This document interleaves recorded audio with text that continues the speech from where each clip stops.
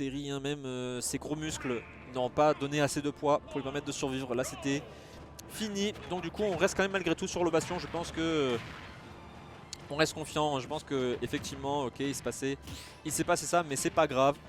Je pense que ça reste la map de cœur du coup pour Koneni, pour, voilà, pour ses Power Geyser, pour ses Rising Tackle surtout je pense. Ou même ses Up Smash, c'est vrai qu'on n'en a pas vu encore sur ce set. Très très bonne DI là, peut-être même une SDI en plus de ça pour ne pas se prendre le B parce que sinon c'était finito pour ce Terry je pense.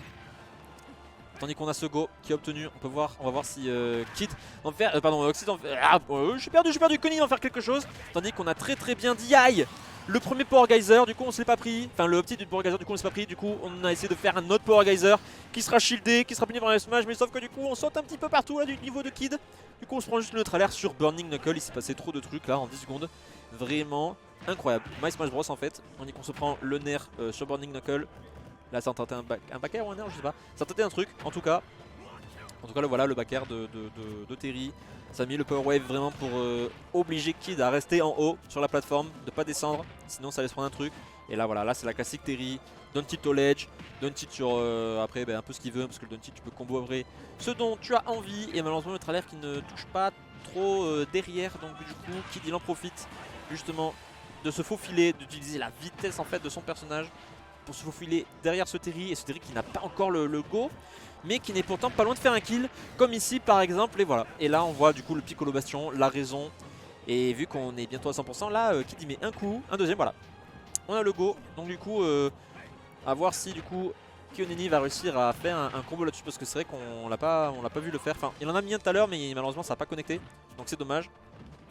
Là j'ai envie de voir un Buster Wolf, un truc sympa du niveau de Terry, parce que je pense qu'on a des trucs.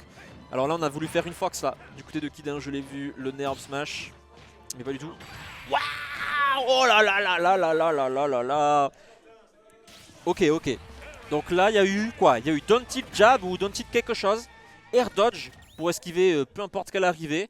Mais le truc, ce qui était en train d'arriver, c'était une lecture je pense de Koneni qui s'attendait bien à une panic option, un truc du niveau de Kid. Du coup on a juste fait le meilleur Power Geyser dans les dents, et encore une fois, voilà, Holo Bastion, ça tue par le haut, Rising Tackle pour un Geyser, même délire, ça tue par le haut, donc du coup voilà, c'est normal, et du coup, on revient un tout petit peu dans la partie. Pour Koneni on en avait besoin parce qu'on était quand même derrière 2-0, et du coup, Kid il a fait, non, c'est bon, Holo Bastion, c'est bon, j'ai eu ma claque, j'en ai ma claque, on va aller sur SBF, un terrain un peu plus neutre, on va dire.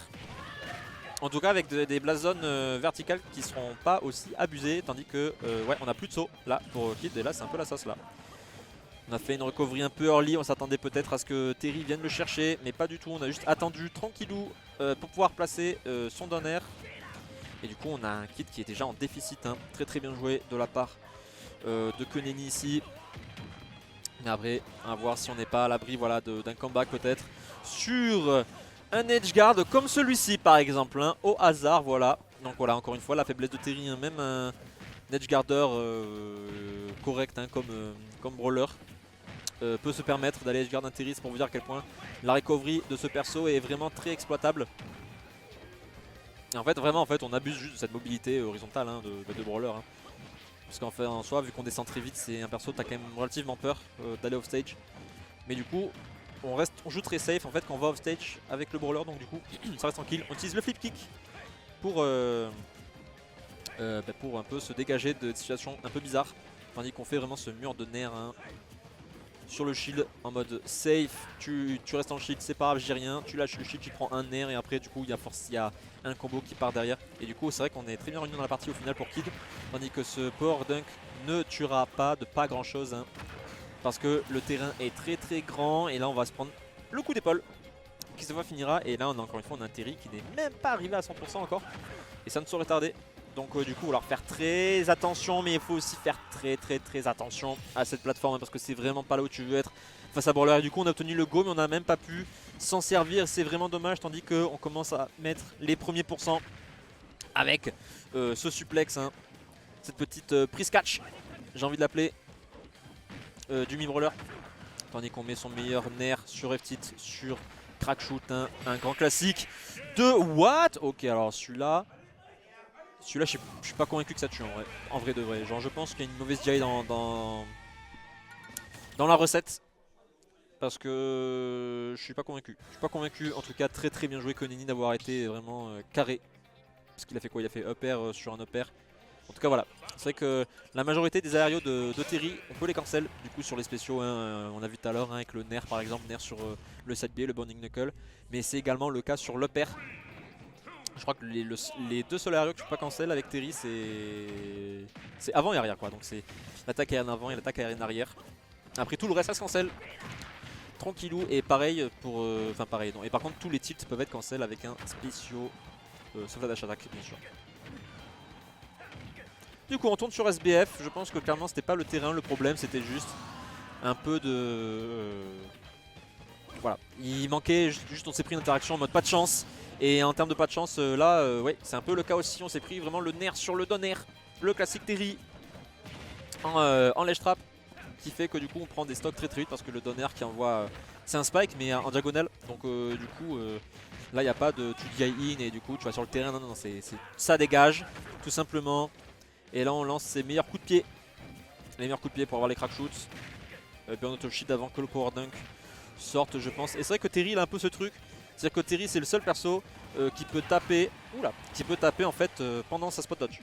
Avec un move qui est exactement le même que l'up tilt. Et là Kid en fait il a fait son meilleur landing sur la plateforme.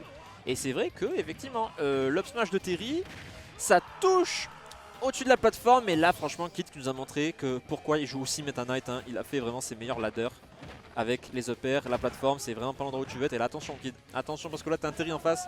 Donc du coup ces deux persos ça a beaucoup de clank en fait, les deux persos ils vont juste se taper dessus et ça va avoir beaucoup de clank. Mais du coup à voir qui c'est qui va en profiter le plus. Là Kid il a reconnu la même situation que tout à l'heure, il a fait non non non non non non je m'en vais, petit down B away, voilà, hein, me parle pas de upper ladder, hein, voilà c'est moi qui l'ai fait les upper ladder, c'est pas lui, Terry il a pas de ladder lui, c'est pas vrai. Donc du coup on va juste partir et là voilà encore une fois le coup qui en fait ça ressemble à le petit hein. C'est même peut-être la même animation de le titre de Terry. Et là je pense qu'on a toujours le saut. Et là attention à ce donner. Et attention parce qu'on a le go. On a le go. Et là j'ai peur d'un power geyser. J'ai peur d'un power geyser. Je pense que moi je le vois gros comme une maison. Je sais pas pour vous à la maison justement d'ailleurs. Mais là je le vois. Burst of Wolf là en landing. Non du tout du tout du tout. Et là attention. Et là c'est foutu. Et ça dégage. Le Burst of Wolf. Et franchement, finir sur une attaque spéciale de Terry comme ça, je pense que c'était la seule façon en fait de finir ce tournoi. Dommage, hein, on avait vraiment un très gros lead de la part de Kid, mais Koneni qui s'est super bien réadapté au long de ce set. Et c'est vrai que ça aurait été long pour Kid de toute façon, hein. On avait 2 sets à gagner, hein, c'était compliqué, mais franchement Koneni qui a été super carré